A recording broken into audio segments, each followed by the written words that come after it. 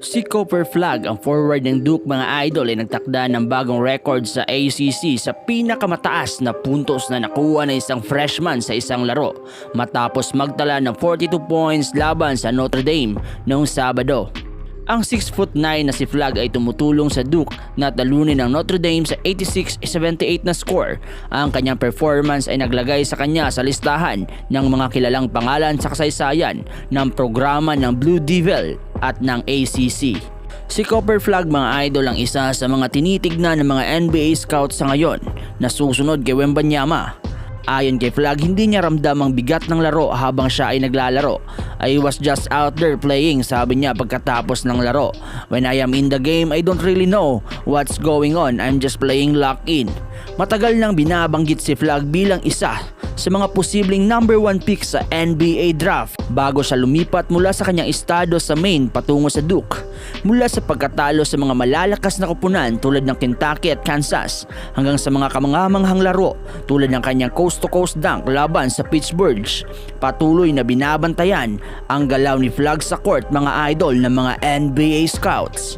Sa laban niya sa Notre Dame, nagpakita si Flag ng pambihirang laro. Nakapag-ambag siya ng 42 points, ang pinakamataas na puntos na naitala ng isang Duke player sa Cameron Indoor Stadium mula po noong 1976 at ang pinakamataas na puntos na nakuha ng sinuman mula sa Duke mula noong 1998. Bago ang laro, ang pinakamataas na puntos ni Flag ngayong season ay 26. Ayon kay Zion James, ang kanyang teammate, he's being himself, and that's the magic of Cooper Flag being himself. He's not forcing anything, he's just being a player taking the looks as they come. Nagawa ni Flag ang 11 out of 14 na tira sa loob ng 36 minutes na playing time kasama ang 4 out of 6 na 3-pointers mga idol.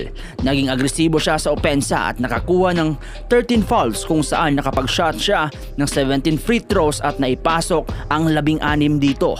Isang bagong freshman record para sa Duke na naman mga idol. Sa huling segundo ng laro, nagawa ni Flag na maabot ang 40 points matapos makapuntos ng 2 free throws. Nakapag-set siya ng bagong ACC freshman record. Lumampas sa dating record na 41 points na itinakda ni Olivier Hanlan ng Boston College noong 2013.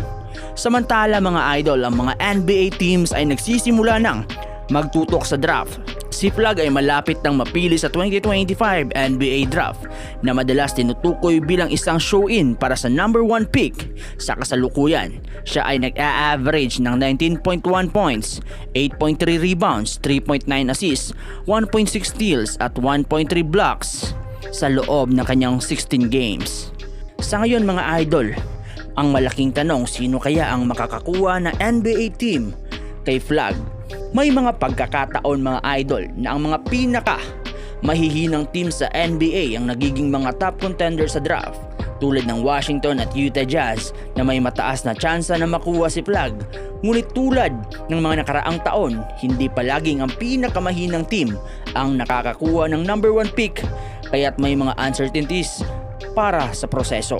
Sa hindi nakakaalam mga idol, ang mga mahihinang team or nasa laylayan ng standings ang siyang mayroong mataas na chance para makakuha ng isang number 1 pick sa isang lottery draft.